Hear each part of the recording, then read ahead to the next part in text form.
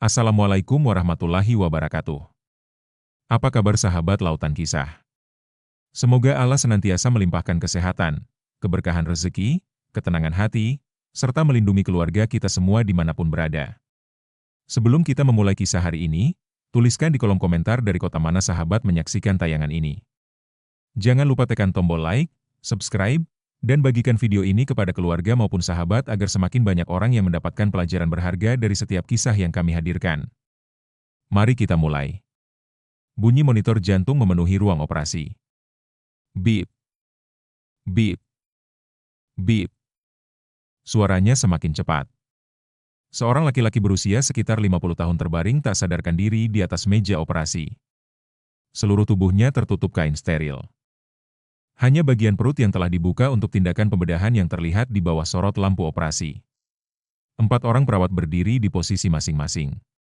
Seorang dokter anestesi terus memantau kondisi pasien. Di tengah ruangan berdiri seorang dokter bedah dengan kedua tangan masih berlumuran darah. Namanya Dr. Fikri Ramadan. Usianya 39 tahun. Selama hampir 7 jam terakhir ia tidak meninggalkan meja operasi sedikit pun. Keringat membasahi pelipisnya meski pendingin ruangan bekerja maksimal. Klam. Perawat segera menyerahkan alat. Benang 3-0. Ya, dok. Semua bergerak cepat. Tak ada ruang untuk kesalahan.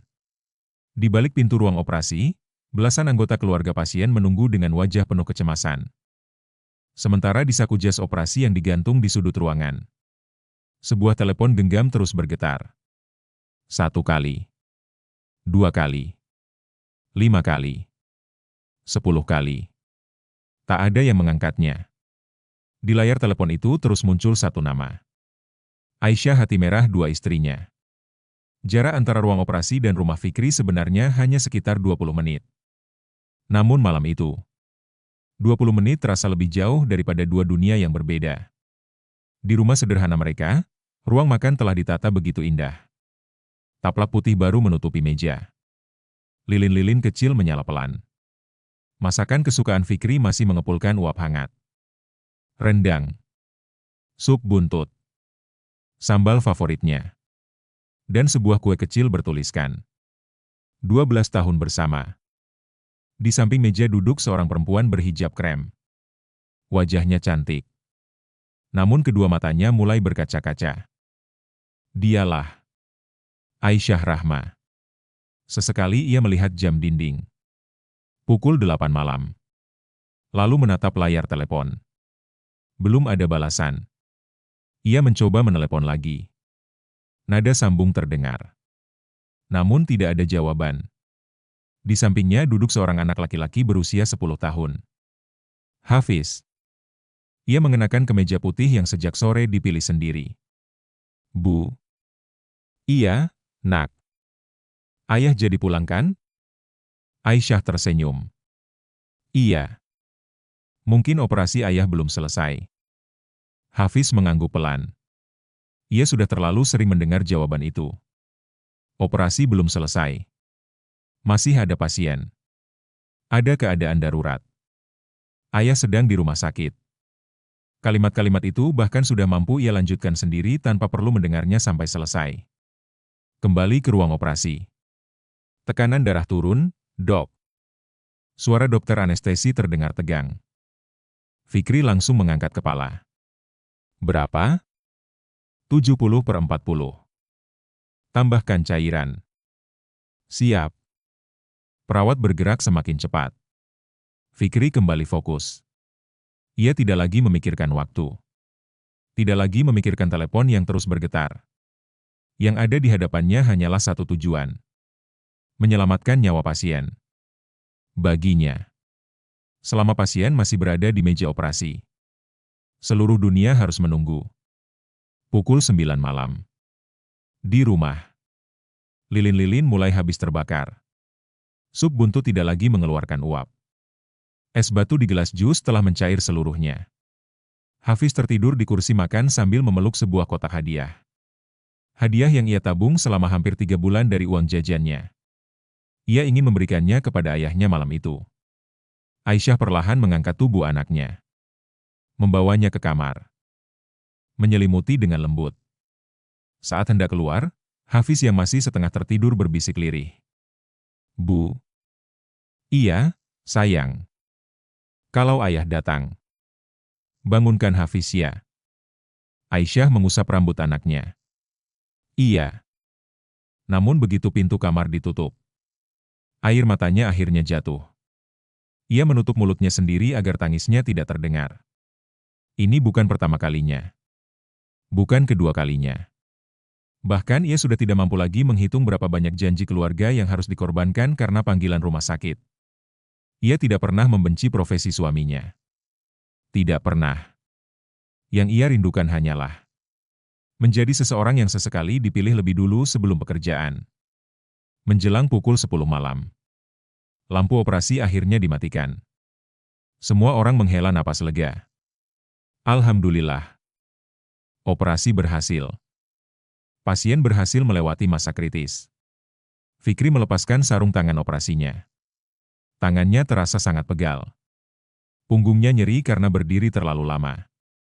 Begitu mengambil telepon genggam dari saku jas, wajahnya langsung berubah. 18 panggilan tidak terjawab. Semuanya dari Aisyah. Disusul satu pesan singkat. "Mas, hati-hati di jalan. Makanannya sudah aku simpan di kulkas. Selamat ulang tahun pernikahan kita. Semoga Allah selalu menjaga Mas." Tidak ada kata marah. Tidak ada protes. Tidak ada keluhan. Justru itulah yang membuat dada Fikri terasa sesak. Ia melihat tanggal di layar telepon. Hari itu adalah hari ulang tahun pernikahan mereka yang ke-12. Dan ia kembali melupakannya. Fikri segera menelepon. Beberapa kali nada sambung terdengar. Akhirnya telepon diangkat. "Assalamualaikum." Suara Aisyah terdengar sangat pelan. "Waalaikumsalam." "Maaf." Kalimat itu langsung keluar dari mulut Fikri. Operasinya lebih lama dari perkiraan. Aisyah tersenyum kecil meski Fikri tidak dapat melihatnya. "Tidak apa-apa, Mas. Kamu sudah makan?" "Sudah." "Hafiz?" "Sudah tidur." Fikri memejamkan mata. Ia tahu. Jawaban, sudah tidur, berarti ia kembali kehilangan satu momen bersama anaknya. "Aku pulang sekarang. Tidak usah terburu-buru. Mas capek. Hati-hati di jalan." Telepon ditutup. Percakapan itu hanya berlangsung kurang dari 2 menit. Namun entah mengapa, Fikri merasa ada sesuatu yang berbeda. Aisyah tidak marah. Tidak menangis. Tidak meminta penjelasan. Tetapi justru ketenangan itulah yang membuat hatinya mulai dipenuhi kegelisahan. Ia belum mengetahui bahwa malam itu bukan sekadar ulang tahun pernikahan yang terlewat, melainkan awal dari retakan kecil yang perlahan akan membelah rumah tangga yang selama ini mereka bangun bersama. Malam itu, sepanjang perjalanan pulang, Fikri hampir tidak memutar radio seperti biasanya. Mobil melaju perlahan menembus jalanan kota yang mulai lengang. Lampu-lampu jalan memantul di kaca depan mobil yang sesekali masih dibasahi gerimis tipis. Namun pikirannya sama sekali tidak berada di balik kemudi. Yang terus terbayang hanyalah layar telepon genggamnya. 18 panggilan tak terjawab. Dan satu pesan yang begitu sederhana. "Selamat ulang tahun pernikahan kita." Fikri mengusap wajahnya pelan. Sudah berapa kali ia mengulang kesalahan yang sama? Ia sendiri tidak lagi mampu mengingatnya. Sesampainya di rumah, jarum jam hampir menunjukkan pukul 11 malam. Ia membuka pintu dengan sangat pelan agar tidak membangunkan anaknya. Rumah itu begitu sunyi. Lampu ruang tamu masih menyala redup. Di atas meja makan, semua makanan telah tertutup tudung saji. Kue kecil yang tadi dihiasi lilin kini sudah tersimpan di dalam lemari pendingin. Fikri berdiri cukup lama memandangi meja itu. Tangannya perlahan menyentuh piring yang telah dingin. Ia dapat membayangkan bagaimana istrinya sejak sore mempersiapkan semuanya. Mungkin Hafiz berulang kali bertanya kapan ayahnya pulang. Mungkin mereka sempat tertawa sambil menata meja makan. Mungkin mereka terus berharap suara mobilnya segera terdengar di depan rumah. Namun yang datang hanyalah keheningan. "Mas." Suara lembut Aisyah terdengar dari arah dapur. Fikri menoleh. Aisyah membawa segelas air hangat. Wajahnya tampak lelah. Namun ia tetap berusaha tersenyum. Sudah pulang. Fikri langsung menghampiri. Maaf. Aisyah menyerahkan gelas itu. Minum dulu. Maaf ya. Aisyah hanya mengangguk kecil. Tidak apa-apa. Fikri merasa kalimat itu justru semakin menyakitkan. Kalau Aisyah marah, mungkin ia masih bisa meminta maaf. Kalau Aisyah menangis, mungkin ia masih bisa memeluknya. Tetapi ketika istrinya hanya berkata tidak apa-apa sambil tersenyum, ia justru merasa semakin bersalah. Aku benar-benar lupa. Aisyah tersenyum tipis. Aku tahu. Operasinya lama. Iya. Pasiennya bagaimana? Fikri sedikit terkejut. Alhamdulillah selamat. Aisyah mengangguk pelan. Alhamdulillah. Tidak ada kalimat lain. Ia justru bertanya lebih dulu tentang pasien. Dan itu membuat Fikri semakin tidak sanggup menatap mata istrinya. Malam itu mereka akhirnya makan berdua. Dalam keadaan makanan yang sudah beberapa kali dipanaskan. Suasananya jauh berbeda dibanding yang dibayangkan Aisyah sejak pagi. Tidak ada tawa. Tidak ada cerita. Hanya suara sendok yang sesekali menyentuh piring. Di tengah makan malam, Fikri berkata pelan. Besok hari Minggu. Iya. Aku libur. Aisyah mengangkat kepala. Benarkah? Iya. Kita jalan bertiga. Kemana saja Hafiz mau. Wajah Aisyah mulai sedikit berbinar. Masih yakin? Fikri tersenyum. Kali ini aku janji. Aisyah memandang wajah suaminya beberapa detik. Lalu mengangguk. Baik. Di dalam hati, ia benar-benar ingin mempercayai janji itu. Keesokan paginya. Untuk pertama kalinya setelah berbulan-bulan, Hafiz bangun lebih pagi. Ayah. Ayah jadi libur kan? Fikri mengacak rambut anaknya. Iya. Hari ini milik Hafiz. Anak itu langsung memeluk ayahnya. Ayah jangan angkat telepon rumah sakit ya. Fikri tertawa. Iya. Hari ini ayah cuma punya satu pasien. Siapa? Kamu. Hafiz tertawa lebar. Sudah lama ia tidak melihat ayahnya bercanda seperti itu. Aisyah yang sedang menyiapkan sarapan hanya memandang dari dapur. Senyum kecil akhirnya kembali muncul di wajahnya. Mungkin. Hari ini benar-benar akan berbeda. Pukul 9 pagi. Mereka berangkat menuju sebuah taman kota. Hafiz berlari ke sana kemari sambil bermain layang-layang. Fikri ikut berlari mengejarnya. Sesekali mereka tertawa bersama. Aisyah duduk di bangku taman. Matanya mulai berkaca-kaca. Bukan karena sedih, melainkan karena bahagia. Ternyata, suaminya masih bisa menjadi ayah yang hangat. Masalahnya hanya satu. Momen seperti ini terlalu jarang terjadi. Menjelang siang mereka melanjutkan perjalanan menuju sebuah restoran sederhana. Baru saja makanan dihidangkan. Telepon Fikri berdering. Nama yang muncul di layar membuat senyumnya perlahan menghilang. IGD rumah sakit. Ia memandang telepon itu beberapa detik. Tidak segera mengangkatnya. Aisyah melihat semuanya. Mas. Fikri masih diam. Telepon berhenti. Beberapa detik kemudian kembali berdering. Kali ini bukan sekali. Tetapi terus-menerus. Fikri mulai gelisah. Hafiz yang sedang menuangkan minuman belum menyadari apa yang sedang terjadi. Ayah. Cobain ayamnya. Fikri memandang anaknya. Kemudian memandang telepon. Lalu memandang Aisyah. Aisyah tersenyum lembut. Kalau memang darurat, angkat saja. Fikri menggenggam telepon itu erat. Ia berharap.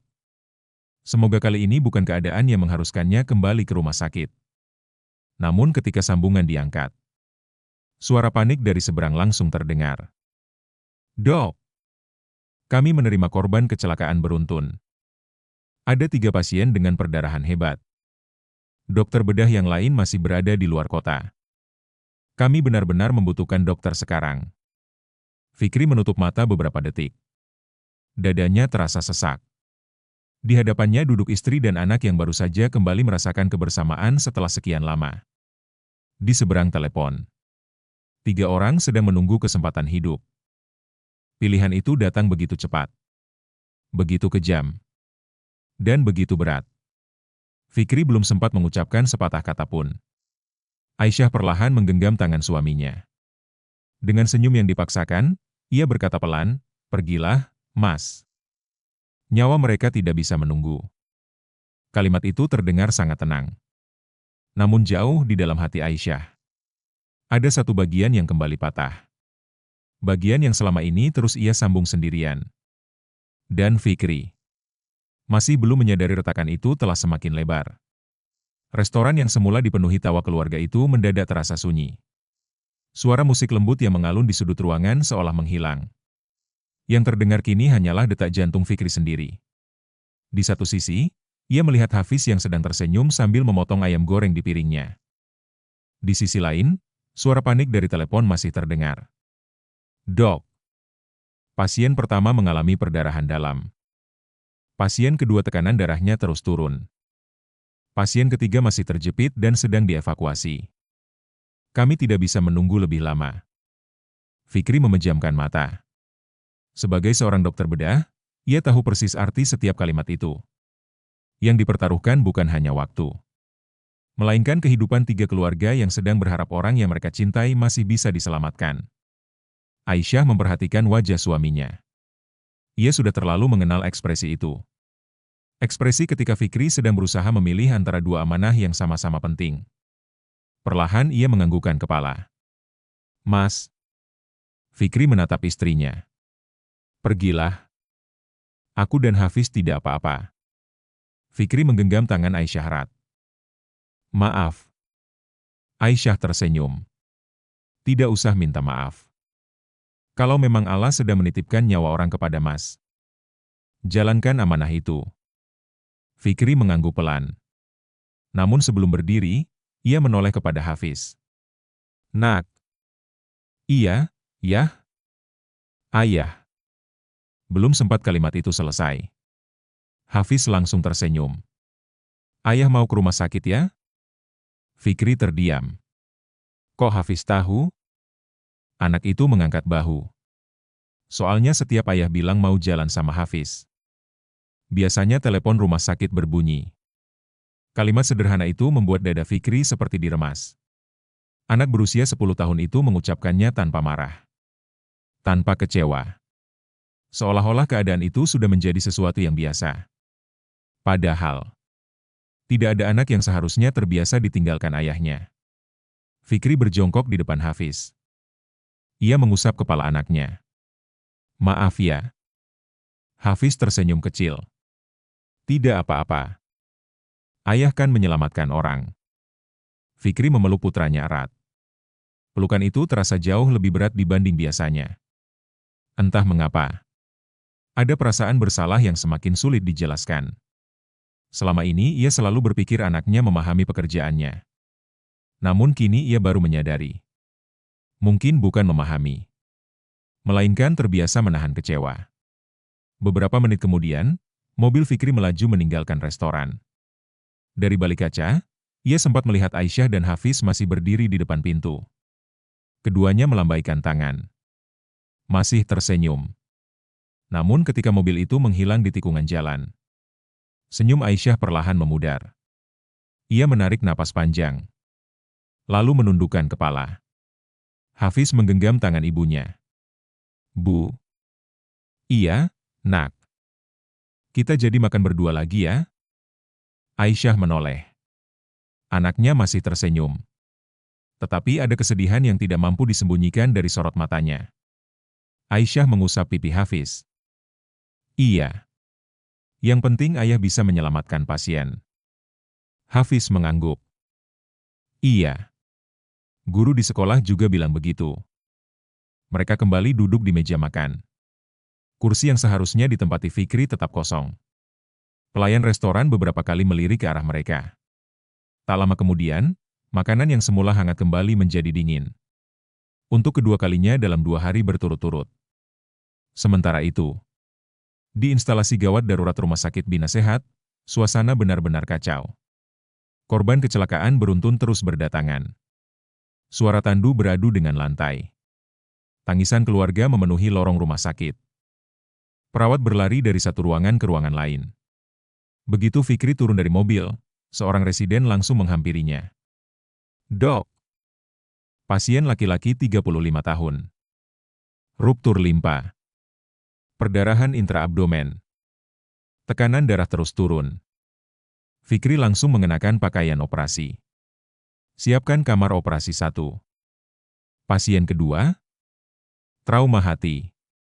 Pasien ketiga, masih dalam perjalanan. Fikri menarik napas. Malam ini kita tidak boleh kehilangan siapapun. Siap, dok. Operasi pertama berlangsung hampir 3 jam. Belum selesai merapikan jahitan terakhir, pasien kedua sudah masuk ke ruang operasi. Fikri bahkan tidak sempat duduk. Tidak sempat minum. Tidak sempat membuka telepon genggamnya. Yang ada di kepalanya hanya satu. Masih ada satu nyawa lagi yang menunggu.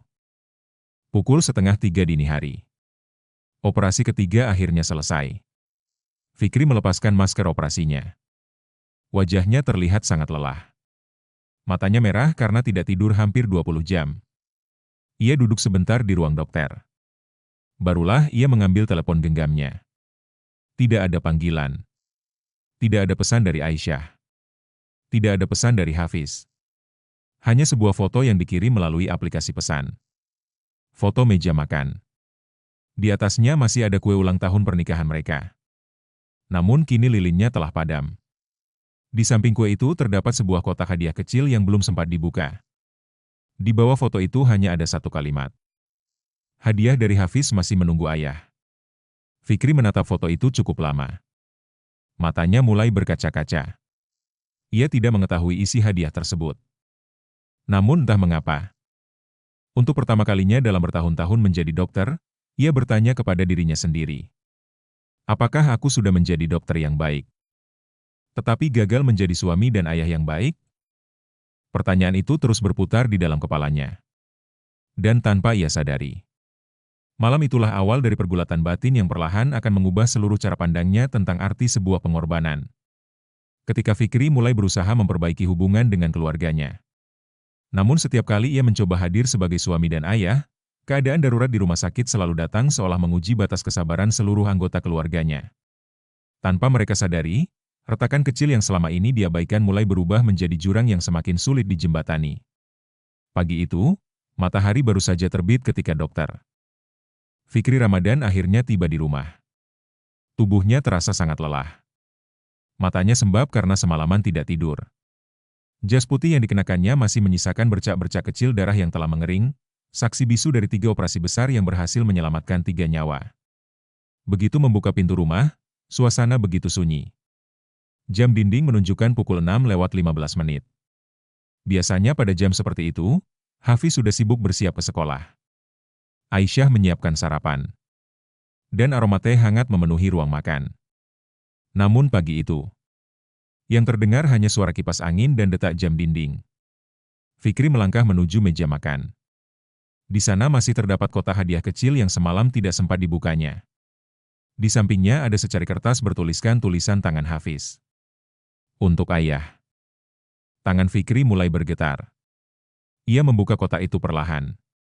Di dalamnya terdapat gantungan kunci berbentuk stetoskop kecil. Sangat sederhana. Terbuat dari kayu. Di bagian belakangnya tertulis ukiran kecil yang tampak dibuat dengan tangan anak-anak. Ayah dokter terbaik di dunia. Fikri memejamkan mata. Dadanya terasa sesak. Bukan karena hadiah itu mahal. Justru karena hadiah itu dibeli dengan uang jajan yang sedikit demi sedikit dikumpulkan oleh anaknya. Di dalam kotak itu masih tersimpan selembar nota. Harganya hanya Rp35.000. Namun bagi Fikri, nilainya jauh lebih besar daripada seluruh penghargaan yang pernah ia terima sebagai dokter. Mas. Suara Aisyah terdengar dari belakang. Fikri segera menoleh. Aisyah baru selesai menunaikan salat subuh. Matanya tampak sedikit sembab. Namun ia tetap berusaha tersenyum. Sudah pulang. Fikri mengangguk. Maaf. Aisyah menggeleng pelan. Sarapan dulu. Fikri memegang gantungan kunci itu erat. Ini Hafiz yang beli? Iya. Dia sudah menabung sejak 3 bulan lalu. Fikri menundukkan kepala. Aku benar-benar mengecewakannya. Aisyah duduk di hadapan suaminya. Mas. Iya. Hafiz tidak pernah kecewa karena Mas menjadi dokter. Fikri mengangkat wajahnya. Yang membuat dia sedih adalah ketika dia merasa harus berbagi ayah dengan terlalu banyak orang. Kalimat itu terdengar sangat lembut. Namun cukup membuat hati Fikri bergetar. Tak lama kemudian Hafiz keluar dari kamar dengan seragam sekolah. Melihat ayahnya sudah duduk di ruang makan, wajahnya langsung berbinar. Ayah. Fikri segera berdiri. Maaf ya, Nak. Hafiz tersenyum. Operasinya berhasil? Fikri mengangguk. Alhamdulillah. Hafiz ikut tersenyum lega. Berarti ada 3 keluarga yang bahagia hari ini. Jawaban itu membuat Fikri memeluk putranya erat.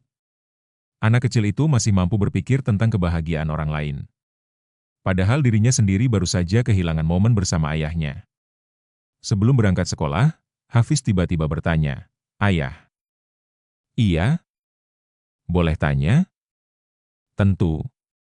Kalau nanti Hafiz sakit, terus ada pasien lain yang lebih parah, ayah pilih siapa? Pertanyaan itu membuat ruang makan mendadak sunyi. Fikri benar-benar tidak siap mendengarnya. Ia mencoba tersenyum. Kenapa tanya begitu? Soalnya, Hafiz menatap lantai. Kadang Hafiz merasa semua orang lebih penting daripada Hafiz. Kalimat itu membuat Aisyah spontan memejamkan mata. Selama ini ia berusaha menjaga perasaan anaknya. Namun ternyata, Hafiz memendam semuanya sendirian. Fikri berjongkok di depan putranya. Mata mereka saling bertemu. Dengarkan ayah baik-baik. Hafiz adalah anak yang paling ayah sayangi. Lalu kenapa ayah sering pergi? Pertanyaan itu membuat Fikri kehilangan kata-kata. Sebagai dokter, ia mampu menjelaskan operasi yang rumit. Mampu menjelaskan anatomi tubuh manusia. Namun pagi itu, ia kesulitan menjawab pertanyaan sederhana dari anaknya sendiri. Akhirnya ia hanya memeluk Hafiz. Sangat erat. Ayah akan belajar menjadi lebih baik. Hafiz mengangguk pelan. Janji? Fikri tersenyum. Janji. Hari itu Fikri memutuskan mengambil cuti setengah hari. Ia mengantar Hafiz ke sekolah. Sudah hampir 6 bulan ia tidak melakukan itu. Begitu mobil berhenti di depan gerbang sekolah, Hafiz tampak sangat gembira. Teman-temannya langsung berlari mendekat. Itu ayahmu? Iya. Dokter yang sering masuk TV rumah sakit itu? Hafiz mengangguk bangga. Itu ayahku. Fikri melambaikan tangan kepada anak-anak itu. Dalam hati ia berkata, ternyata kebahagiaan anakku sesederhana ini. Hanya diantar ke sekolah oleh ayahnya. Sesuatu yang selama ini sering ia anggap sepele. Sementara itu, di rumah sakit, suasana mulai sibuk. Dokter Bima, sahabat sekaligus rekan sesama dokter bedah, melihat jadwal operasi hari itu. Ia sedikit heran. Fikri belum datang? Seorang residen menjawab, dokter mengambil cuti sampai siang. Bima tersenyum. Bagus juga. Sesekali dia harus bersama keluarganya. Namun belum genap 15 menit kemudian, pintu IGD terbuka. Sebuah ambulans datang dengan sirene yang meraung panjang. Disusul ambulans kedua. Lalu ketiga. Perawat segera berlari. Korban ledakan tabung gas. 3 pasien luka bakar berat. 1 anak mengalami trauma abdomen. Dokter jaga langsung menghubungi ruang bedah. Bima melihat kondisi pasien. Wajahnya berubah tegang. Ia segera mengambil telepon genggam. Nama pertama yang muncul di pikirannya hanya satu. Dokter Fikri Ramadan. Jarinya berhenti beberapa detik di atas tombol panggil. Ia teringat. Hari ini Fikri sedang bersama keluarganya. Namun ketika melihat monitor pasien pertama mulai berbunyi semakin cepat, Bima akhirnya menekan tombol itu. Di sisi lain kota, Fikri baru saja selesai mengantar Hafiz memasuki kelas. Telepon di sakunya mulai bergetar. Ia memandang layar itu cukup lama. Nama yang muncul. Dokter Bima. Fikri menutup mata perlahan. Baru 2 jam yang lalu, ia berjanji kepada anaknya. Dan kini, panggilan itu datang lagi. Seolah profesinya tidak pernah memberi kesempatan untuk menepati janji sebagai seorang ayah. Telepon itu terus bergetar di tangan Fikri. Nama Dokter Bima masih terpampang jelas di layar. Ia tidak segera mengangkatnya. Untuk pertama kalinya setelah bertahun-tahun menjadi dokter bedah, ia membiarkan panggilan dari rumah sakit berbunyi beberapa detik lebih lama.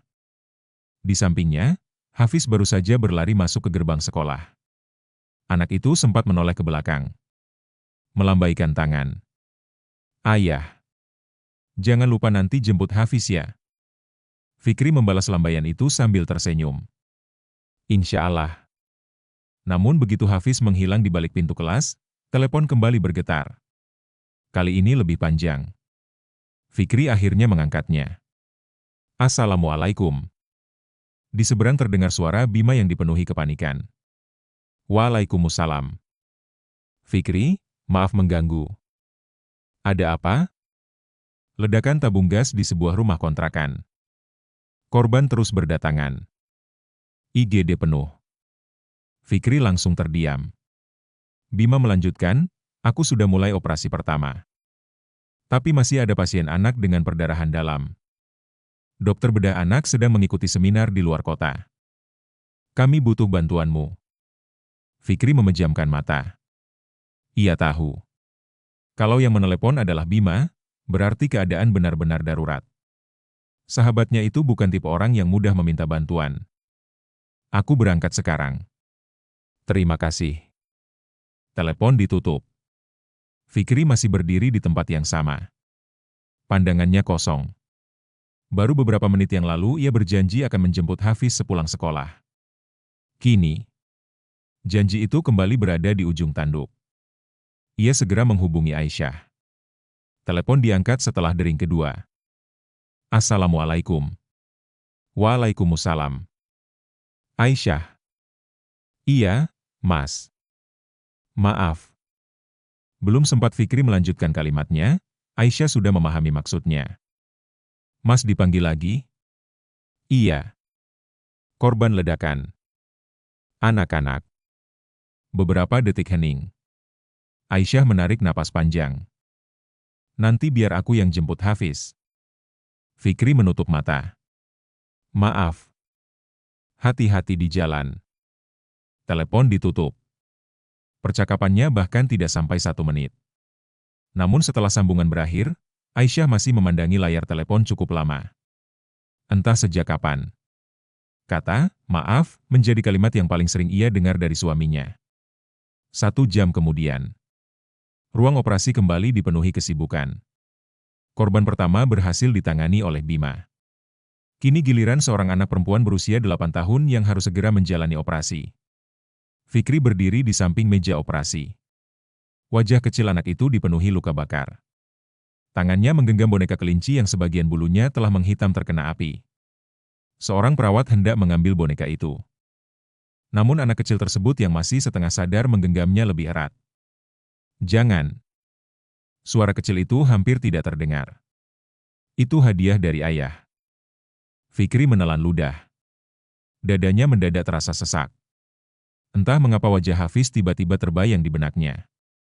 Ia mengusap pelan kepala anak itu. Kelinci ini ayah titip dulu ya. Nanti setelah kamu sembuh. Ayah balikin. Anak kecil itu mengangguk pelan sebelum obat bius mulai bekerja. Fikri memandang boneka tersebut beberapa detik. Lalu menyerahkannya kepada perawat. Jaga baik-baik. Baik, dok. Operasi berlangsung hampir 4 jam. Ketika semuanya selesai, Fikri langsung keluar menemui keluarga pasien. Seorang lelaki berpakaian sederhana langsung berdiri begitu melihatnya. "Dokter, bagaimana anak saya?" Fikri tersenyum. "Alhamdulillah. Operasinya berhasil." Lelaki itu langsung menangis. Ia memegang kedua tangan Fikri. "Terima kasih, Dok. Kalau bukan karena dokter, saya kehilangan anak saya." Fikri hanya mengangguk. Ia sudah terlalu sering menerima ucapan seperti itu.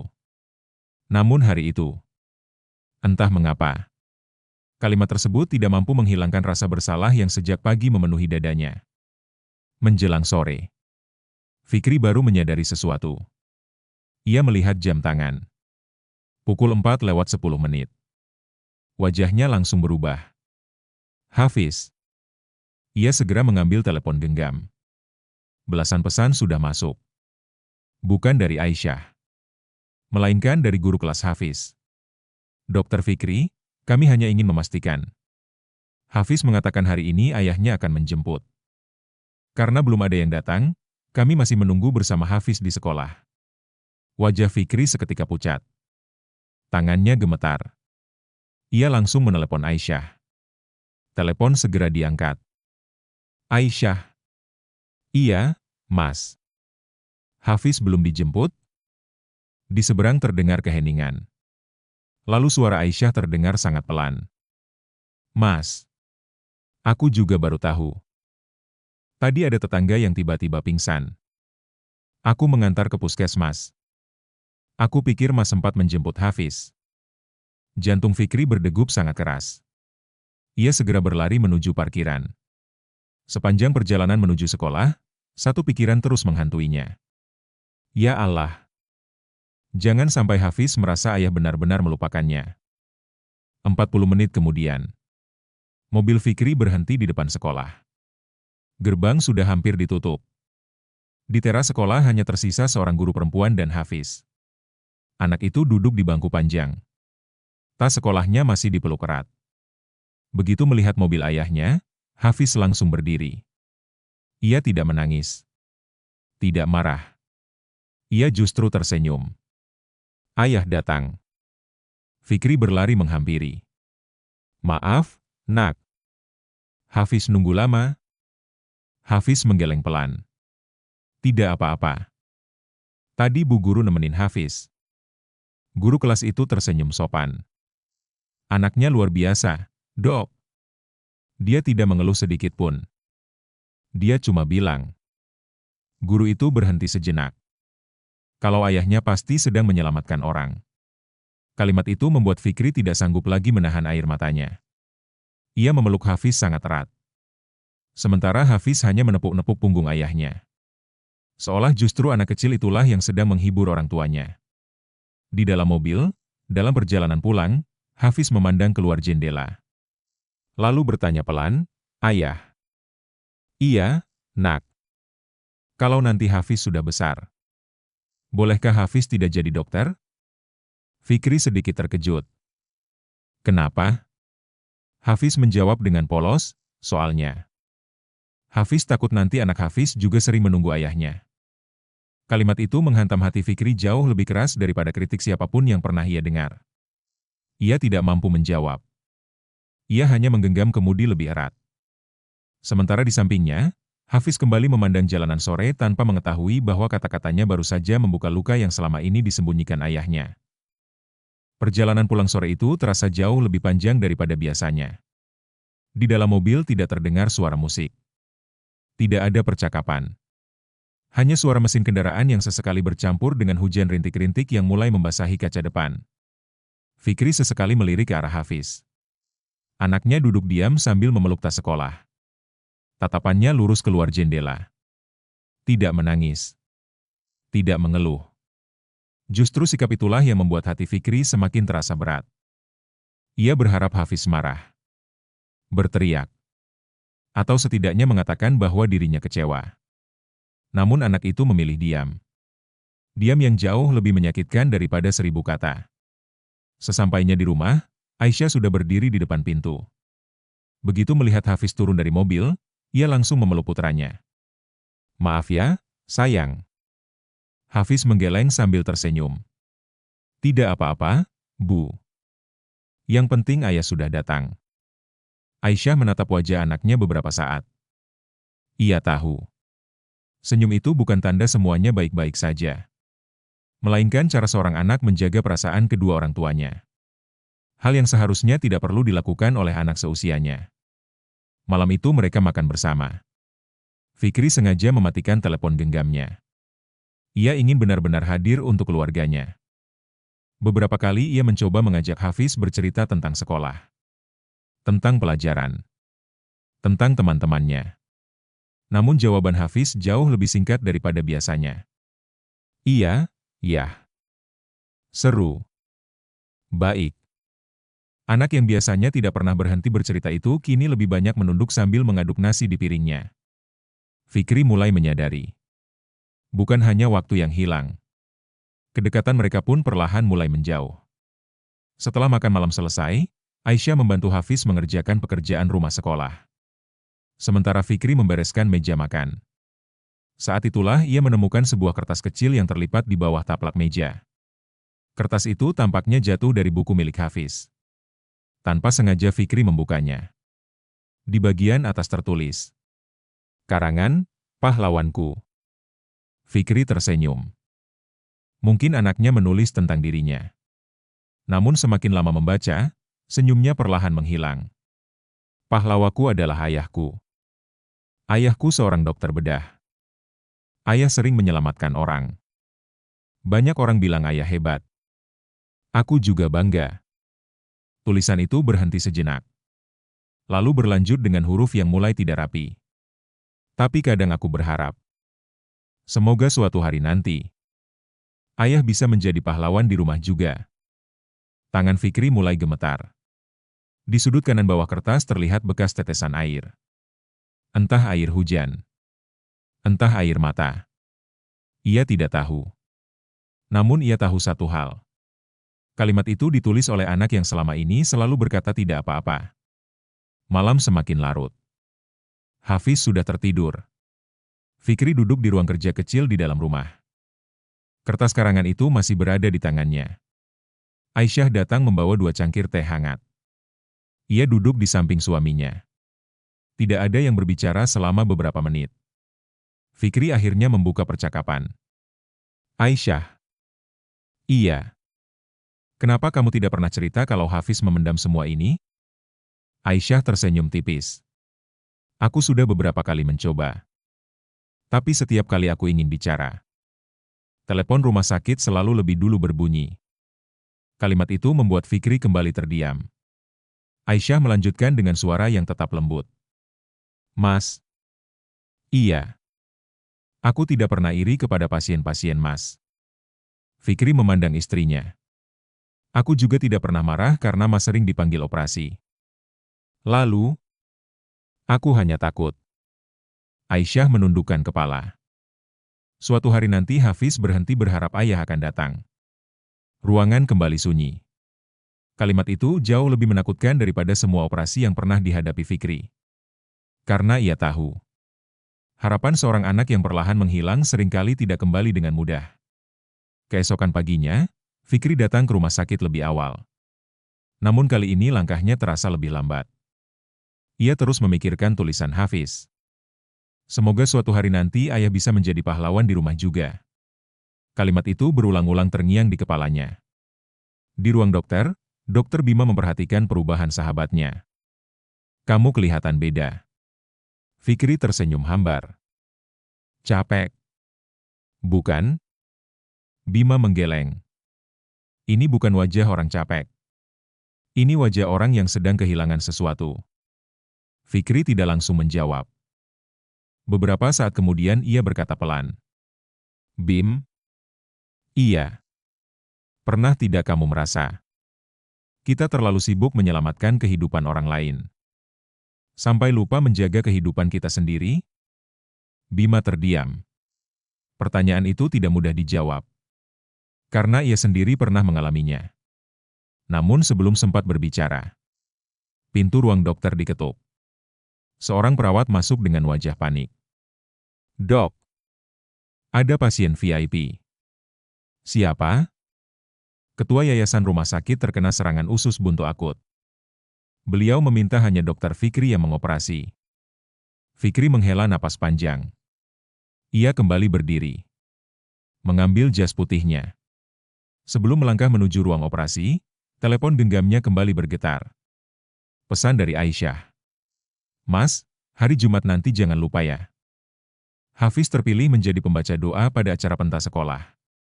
Dia bilang, kali ini ayah pasti datang. Fikri membaca pesan itu berulang kali. Kemudian memasukkan telepon ke dalam saku. Ia menatap lorong panjang menuju kamar operasi. Lalu memandang foto kecil keluarganya yang tersimpan di balik dompet. Dalam hati ia berjanji. Apapun yang terjadi. Hari Jumat nanti. Aku harus datang. Namun Fikri belum mengetahui bahwa justru pada hari Jumat itulah, ujian terbesar dalam kehidupan rumah tangganya akan dimulai. Ketika Fikri berusaha menepati janjinya kepada Hafiz, tetapi sebuah operasi transplantasi darurat yang belum pernah terjadi sebelumnya membuatnya kembali dihadapkan pada pilihan paling menyakitkan, menjadi penyelamat bagi pasien, atau menjadi ayah yang akhirnya hadir untuk anaknya. Hari Jumat akhirnya tiba. Sejak bangun sebelum subuh, Fikri sudah mengingat satu janji yang terus terngiang di kepalanya selama beberapa hari terakhir. Hari ini, ia harus datang ke sekolah Hafiz. Bukan sebagai dokter. Bukan sebagai ahli bedah. Tetapi sebagai seorang ayah.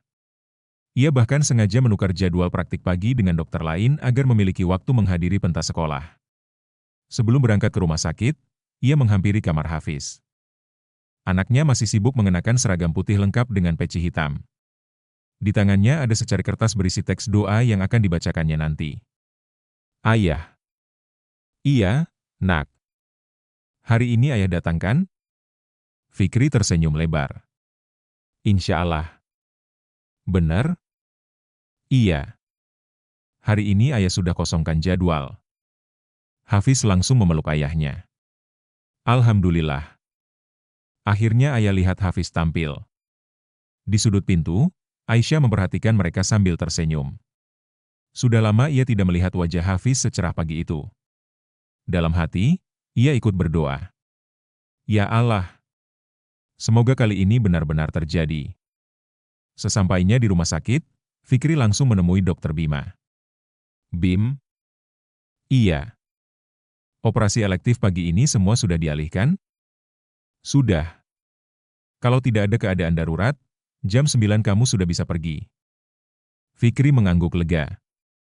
Terima kasih. Bima menepuk bahu sahabatnya.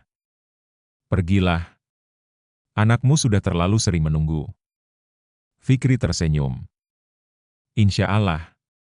Pukul 8.30 pagi. Fikri baru saja menyelesaikan pemeriksaan pasien terakhir. Ia membuka lemari kecil di ruang dokter. Mengambil hadiah sederhana yang telah ia siapkan untuk Hafiz. Sebuah jam tangan digital berwarna hitam. Seminggu lalu, Hafiz pernah berkata, kalau nanti sudah SMP, Hafiz ingin punya jam seperti teman-teman. Fikri sengaja membelinya diam-diam. Ia ingin memberikannya setelah acara sekolah selesai. Hari ini, ia ingin menjadi ayah yang benar-benar hadir. Di sekolah, aula sudah dipenuhi para orang tua. Kursi-kursi hampir penuh. Anak-anak sibuk mempersiapkan penampilan masing-masing. Hafiz berkali-kali berdiri di dekat jendela. Matanya terus mencari mobil ayahnya. Guru kelas menghampiri. Hafiz. Iya, Bu. Sudah siap? Hafiz mengangguk. Iya. Orang tua sudah datang? Hafiz tersenyum. Ayah masih di rumah sakit. Tapi hari ini ayah janji. Guru itu ikut tersenyum. Insya Allah sebentar lagi datang. Sementara itu, di ruang dokter. Jam menunjukkan pukul 8:45. Fikri memasukkan hadiah ke dalam tas. Baru saja ia hendak melangkah keluar. Pintu ruang dokter terbuka keras. Seorang residen berlari masuk dengan napas terengah-engah. Dok! Ada apa? Helikopter medis baru mendarat. Fikri mengernyit. Pasien dari mana? Dari Tasikmalaya. Kecelakaan bus. Pasien perempuan 24 tahun. Hamil 8 bulan. Perdarahan hebat. Fikri langsung membeku. Residen melanjutkan, janin masih hidup. Ibunya kritis. Kita harus menyelamatkan 2 nyawa sekaligus. Ruangan mendadak sunyi. Bima yang berdiri di samping Fikri ikut memahami situasi itu. Kalau operasi ini tidak segera dilakukan, 2 nyawa bisa hilang sekaligus. Fikri memandang jam di dinding. Pukul 8.50. Acara sekolah dimulai pukul 9.30. Kalau ia berangkat sekarang, ia masih sempat. Kalau ia masuk ruang operasi, ia tidak mungkin keluar sebelum beberapa jam. Tangannya perlahan mengepal. Untuk pertama kalinya, ia benar-benar merasa dihadapkan pada 2 amanah yang sama berat. Di satu sisi, ada seorang anak yang selama bertahun-tahun hanya ingin ayahnya hadir sekali saja. Di sisi lain, ada seorang ibu muda dan bayi yang bahkan mungkin tidak akan pernah melihat matahari esok hari. Bima memandang sahabatnya. Fikri? Iya. Pergilah. Fikri menoleh. Biar aku yang operasi. Fikri langsung menggeleng. Kamu tahu sendiri. Kasus seperti ini butuh 2 spesialis. Bima terdiam. Ia memang mampu melakukan operasi. Tetapi peluang keberhasilannya akan jauh lebih besar jika Fikri ikut masuk. Beberapa detik berlalu. Tak seorang pun berbicara. Yang terdengar hanya bunyi alarm monitor dari IGD. Seolah waktu sedang menghitung mundur. Telepon Fikri berdering. Nama Aisyah muncul di layar. Ia mengangkatnya. Mas. Iya. Kami sudah sampai sekolah. Hafiz dari tadi terus melihat pintu. Fikri memejamkan mata. Aisyah. Belum sempat ia melanjutkan. Dari kejauhan terdengar suara residen berteriak. Dok. Tekanan darah pasien terus turun. Aisyah mendengarnya. Beberapa detik ia terdiam. Lalu berkata dengan suara yang sangat pelan. Mas. Iya. Pergilah. Tapi. Mas. Selamatkan mereka. Telepon ditutup. Fikri masih berdiri memegang ponselnya. Dadanya terasa sesak. Ia tahu. Di balik kalimat itu ada hati yang kembali terluka. Namun ia juga tahu. Aisyah tidak akan pernah memintanya meninggalkan pasien. Karena sejak awal menikah, istrinya memahami bahwa profesi dokter adalah jalan pengabdian. Yang tidak pernah dipahami Aisyah hanyalah mengapa setiap pengabdian itu selalu dibayar dengan kehilangan kebersamaan mereka. Fikri akhirnya mengenakan pakaian operasi. Ia menatap langit-langit ruang persiapan beberapa detik. Kemudian berdoa.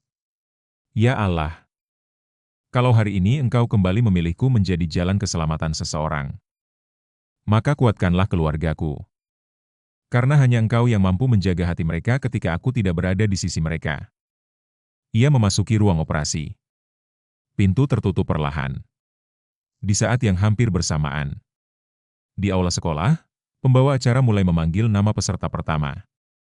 Beberapa menit lagi, nama Hafiz akan disebut. Dan sekali lagi, satu kursi di barisan orang tua akan tetap kosong. Di dalam ruang operasi, waktu seolah berhenti. Lampu operasi menyinari tubuh seorang perempuan muda yang kini terbaring tak sadarkan diri. Usianya baru 24 tahun. Perutnya yang sedang mengandung 8 bulan dipenuhi memar akibat benturan keras. Di balik masker operasi, wajah Fikri terlihat jauh lebih tegang dibanding biasanya. Bukan karena operasi ini lebih sulit, melainkan karena untuk pertama kalinya sejak menjadi dokter.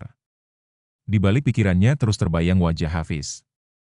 Tekanan darah 70/40, dok. Nadi 140. Janin. Detak jantung mulai melemah. Fikri mengangguk cepat. Kita tidak punya banyak waktu. Ia memandang Bima. Kita selamatkan ibunya dulu. Lalu bayinya. Siap. Seluruh tim bergerak tanpa satu detik pun terbuang. Pisau bedah mulai bekerja. Perdarahan terus dikendalikan. Beberapa menit pertama menjadi penentu.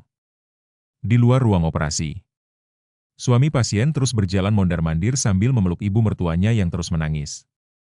Dokter pasti bisa. Gumamnya berulang-ulang. Namun sebenarnya, ia sedang mencoba meyakinkan dirinya sendiri. Sementara itu, di aula sekolah dasar Al-Hikmah, acara pentas mulai berlangsung. Orang tua murid memenuhi setiap kursi. Suasana dipenuhi tepuk tangan dan tawa. Di balik panggung kecil, Hafiz berdiri sambil membawa secari kertas doa. Sesekali ia mengintip melalui celah tirai. Matanya terus mencari satu wajah. Ayahnya. Namun kursi yang disiapkan untuk Fikri masih kosong. Aisyah duduk seorang diri. Di sampingnya masih ada satu kursi kosong. Ia tidak memindahkan tas ke kursi itu. Ia sengaja membiarkannya kosong. Entah mengapa. Ia masih berharap. Barangkali di detik terakhir Fikri akan datang. Peserta berikutnya. Suara pembawa acara terdengar melalui pengeras suara. Ananda Hafiz Ramadan. Seluruh aula bertepuk tangan. Hafiz menarik napas panjang. Ia melangkah menuju panggung. Begitu berdiri di depan mikrofon, matanya kembali mencari ke arah kursi penonton. Masih kosong. Ia tersenyum kecil. Lalu mulai membaca doa dengan suara yang lantang. Assalamualaikum warahmatullahi wabarakatuh. Suara Hafiz begitu tenang. Tidak terdengar sedikit pun kekecewaan. Namun dari tempat duduknya, Aisyah mulai menundukkan kepala. Air mata perlahan jatuh. Ia segera mengusapnya agar tidak terlihat oleh anaknya. Di dalam hati ia terus berkata, maafkan ayahmu, nak. Ayahmu sedang menyelamatkan seseorang. Di rumah sakit. Alarm monitor tiba-tiba berbunyi lebih keras. Dok! Tekanan darah turun lagi. Fikri langsung mengambil alih. Tambahkan transfusi. Klamp. Benang. Retraktor. Tangannya bergerak begitu cepat. Keringat mulai membasahi pelipisnya. Bima melihat jam dinding. Operasi sudah berlangsung hampir 2 jam. Namun kondisi pasien masih belum stabil. Kita harus segera mengeluarkan bayinya. Fikri mengangguk. Siapkan dokter anak. Sudah siap. Beberapa menit kemudian, tangisan bayi akhirnya memenuhi ruang operasi. Semua orang spontan mengucapkan syukur. Alhamdulillah. Bayi berhasil lahir. Namun perjuangan belum selesai. Ibunya masih mengalami perdarahan hebat. Fikri kembali fokus. Tidak ada waktu menikmati keberhasilan sesaat. Karena satu nyawa lagi masih berada di ambang batas. Di sekolah. Acara telah selesai. Orang tua mulai mengajak anak-anak pulang. Banyak yang berfoto bersama. Ada yang membawa bunga. Ada yang memeluk anaknya dengan bangga. Hafiz keluar dari aula sambil membawa piagam penghargaan. Ia berjalan menghampiri Aisyah. Bu. Iya, sayang. Hafiz tadi tidak salah baca doa kan? Aisyah langsung memeluk anaknya. Tidak. Hafiz luar biasa. Hafiz tersenyum. Lain kali. Ia berhenti sejenak. Ayah pasti datang. Aisyah tidak langsung menjawab. Ia hanya mengangguk sambil tersenyum. Namun di dalam hatinya, ia mulai bertanya kepada dirinya sendiri. Sampai kapan kami akan terus berkata? Lain kali? Menjelang sore. Operasi akhirnya selesai. Fikri keluar dari ruang operasi dengan langkah yang sangat pelan. Begitu melihat keluarga pasien berdiri, ia langsung tersenyum. Alhamdulillah. Ibu dan bayinya selamat. Suami pasien langsung bersujud syukur di lantai lorong rumah sakit. Tangis bahagia pecah. Ibu mertua pasien menggenggam tangan Fikri sambil menangis. Terima kasih, dok. Allah membalas semua kebaikan dokter. Fikri tersenyum. Namun senyum itu tidak bertahan lama. Begitu mengambil telepon genggamnya, ia melihat puluhan foto yang dikirim Aisyah. Foto Hafiz sedang membaca doa. Foto Hafiz menerima piagam. Foto Hafiz berdiri sendirian di depan panggung. Lalu foto terakhir. Hafiz sedang memegang hadiah jam tangan yang semula ingin diberikan Fikri. Di bawah foto itu terdapat pesan singkat. Mas, Hafiz bilang jam ini akan dipakai setiap hari supaya setiap melihat jam, dia ingat kalau ayah sedang bekerja menyelamatkan orang. Dia tidak marah. Tapi hari ini dia tidak bertanya lagi kenapa ayah tidak datang. Entah kenapa. Aku justru lebih takut melihat dia mulai terbiasa. Fikri membaca pesan itu berulang kali. Matanya mulai basah. Selama ini, ia selalu berpikir keluarganya akan terus menunggu. Namun hari itu, ia mulai menyadari sesuatu yang sangat menakutkan. Bukan ketika keluarga marah. Bukan ketika keluarga menangis. Tetapi, ketika mereka mulai berhenti berharap. Malam harinya, Fikri pulang lebih cepat. Ia membeli makanan kesukaan Hafiz. Membeli bunga kecil untuk Aisyah. Ia ingin menebus hari itu. Namun ketika mobil memasuki halaman rumah, ia melihat lampu ruang tamu telah padam. Rumah tampak begitu sepi. Di meja ruang tamu hanya ada satu amplop putih bertuliskan namanya. Dengan perasaan yang tiba-tiba tidak tenang, Fikri mengambil amplop itu. Belum sempat membukanya. Aisyah keluar dari kamar. Wajahnya tenang. Sangat tenang. Namun justru ketenangan itu membuat jantung Fikri berdegup semakin kencang. Ia belum mengetahui bahwa mulai malam itu, rumah tangga mereka memasuki babak yang sama sekali berbeda. Fikri memandangi amplop putih itu cukup lama. Di sudut kanan atas hanya tertulis satu kalimat pendek dengan tulisan tangan Aisyah. Untuk Mas Fikri. Bukan, suamiku. Bukan, Mas sayang. Hanya Mas Fikri. Entah mengapa, sapaan yang sangat sederhana itu membuat dadanya terasa sesak. Selama 12 tahun menikah, Aisyah hampir tidak pernah memanggilnya dengan cara seformal itu. Tangannya perlahan membuka amplop tersebut. Di dalamnya terdapat beberapa lembar kertas. Bukan surat, melainkan hasil cetakan kalender. Setiap tanggal tertentu diberi tanda lingkaran merah. Di sampingnya terdapat tulisan-tulisan kecil. Fikri mulai membacanya. Ulang tahun Hafiz. Mas operasi transplantasi. Wisuda tahfiz Hafiz. Mas sedang operasi. Ulang tahun pernikahan ke-10. Operasi darurat. Pengajian keluarga. Mas dipanggil rumah sakit. Pertandingan futsal Hafiz. Mas sedang di ruang operasi. Hari pertama Hafiz menjadi imam salat maghrib. Mas masih di rumah sakit. Halaman berikutnya. Lebih banyak lagi. Tahun demi tahun. Hampir setiap momen penting keluarga selalu diakhiri dengan kalimat yang sama. Mas sedang bekerja. Tangan Fikri mulai gemetar. Ia tidak pernah menyadari jumlahnya sebanyak itu. Bukan satu atau dua kali. Melainkan puluhan. Mungkin bahkan ratusan. Di halaman terakhir terdapat sebuah foto kecil. Foto keluarga mereka ketika Hafiz masih berusia 3 tahun. Di belakang foto itu tertulis sebuah kalimat. Aku tidak pernah menghitung berapa kali Mas gagal pulang tepat waktu. Aku hanya mulai menghitung berapa banyak kenangan yang tidak sempat kita miliki bersama. Fikri memejamkan mata. Air matanya akhirnya jatuh. Ia baru menyadari. Selama ini Aisyah tidak pernah mengumpulkan kesalahan suaminya. Yang ia kumpulkan adalah kenangan yang hilang. Kenangan yang tidak pernah bisa diulang. Mas. Suara Aisyah memecah keheningan. Fikri mengangkat kepala. Aisyah duduk di sofa di seberangnya. Wajahnya tetap tenang. Tidak ada kemarahan. Tidak ada nada tinggi. Justru ketenangan itu membuat suasana terasa semakin berat. Aku boleh bicara? Fikri mengangguk pelan.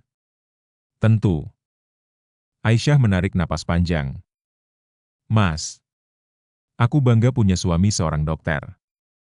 Fikri menatap istrinya tanpa berkedip. Aku selalu bersyukur. Karena Allah memilih Mas menjadi jalan keselamatan banyak orang. Kalau begitu. Suara Fikri mulai bergetar. Apa yang salah dariku? Aisyah tersenyum tipis. Tidak ada. Mas tidak pernah berubah menjadi laki-laki yang buruk. Mas tidak pernah selingkuh. Tidak pernah berjudi. Tidak pernah mabuk. Tidak pernah kasar. Lalu, Aisyah menundukkan kepala. Mas hanya terlalu sering hadir untuk semua orang. Hingga perlahan tidak lagi hadir untuk kami. Ruangan kembali sunyi. Kalimat itu tidak diucapkan dengan kemarahan. Tetapi justru karena disampaikan dengan penuh kelembutan, setiap katanya terasa jauh lebih dalam. Fikri berpindah duduk mendekati istrinya. Ia menggenggam kedua tangan Aisyah. Aku akan berubah. Aisyah tidak menarik tangannya. Namun ia juga tidak membalas genggaman itu. Mas, perubahan bukan dimulai ketika seseorang berjanji, tetapi ketika seseorang benar-benar melakukannya. Fikri menundukkan kepala. Aku tahu.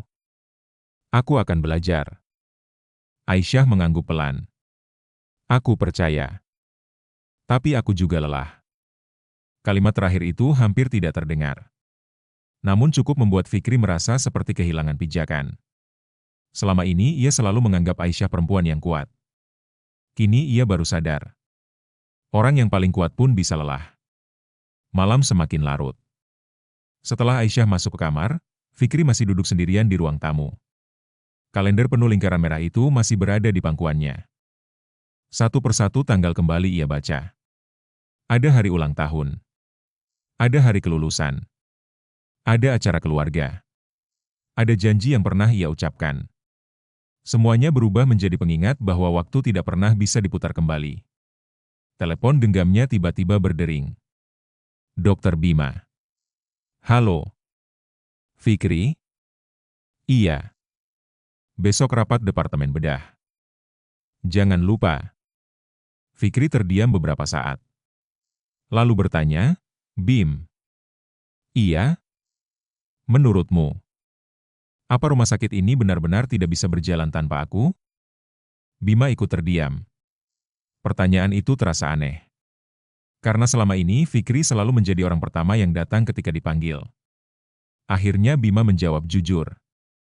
Tidak. Fikri mengangkat kepala. Maksudmu? Rumah sakit tetap akan berjalan. Kalau kamu sakit, akan ada dokter lain. Kalau aku cuti, ada dokter lain. Kalau direktur pensiun, akan ada pengganti. Institusi akan tetap berjalan. Fikri semakin diam. Bima melanjutkan. Tapi, ayah bagi Hafiz, tidak akan pernah ada penggantinya. Sambungan telepon terputus. Namun kalimat terakhir itu terus bergema di dalam hati Fikri. Ia menatap foto keluarganya yang berada di atas lemari ruang tamu. Untuk pertama kalinya, ia mulai bertanya kepada dirinya sendiri. Apakah selama ini aku terlalu merasa bahwa hanya aku yang bisa menyelamatkan pasien? Sampai lupa bahwa keluargaku juga membutuhkan seseorang yang tidak bisa digantikan? Di dalam kamar, Aisyah belum tidur. Ia memandangi sebuah map berwarna biru yang selama beberapa bulan terakhir disimpannya di dalam lemari. Map itu belum pernah diperlihatkan kepada Fikri. Di dalamnya terdapat dokumen yang belum siap ia serahkan. Bukan karena ia membenci suaminya, melainkan karena ia masih berharap. Masih berharap laki-laki yang sangat dicintainya itu benar-benar melihat luka yang selama ini tidak pernah ia ceritakan. Namun harapan tidak selamanya mampu bertahan melawan rasa lelah. Dan tanpa disadari oleh Fikri, keputusan terbesar dalam rumah tangga mereka kini tinggal menunggu waktu. Malam itu, Fikri tidak mampu memejamkan mata. Kalender penuh lingkaran merah masih berada di pangkuannya. Satu demi satu tanggal ia baca kembali. Bukan sekadar hari-hari yang telah berlalu, tetapi kenangan yang tidak pernah sempat ia hadirkan untuk keluarganya. Untuk pertama kalinya sejak menjadi dokter bedah, Fikri bertanya kepada dirinya sendiri. Apakah selama ini ia terlalu sibuk menyelamatkan kehidupan orang lain, hingga lupa menjaga kehidupan yang Allah titipkan di rumahnya sendiri? Di balik pintu kamar, Aisyah juga belum tertidur. Di dalam lemari, masih tersimpan sebuah map biru yang belum pernah diperlihatkan kepada Fikri. Bukan karena ia membenci suaminya, tetapi karena ia masih berharap. Berharap lelaki yang sangat dicintainya benar-benar berubah. Namun harapan tidak selamanya mampu bertahan melawan rasa lelah. Dan tanpa disadari Fikri, keputusan terbesar dalam rumah tangga mereka tinggal menunggu waktu. Apakah Fikri masih memiliki kesempatan untuk memperbaiki semuanya? Ataukah penyesalan itu akan datang ketika semuanya sudah terlambat? Jawabannya akan kita saksikan pada episode kedua. Assalamualaikum warahmatullahi wabarakatuh.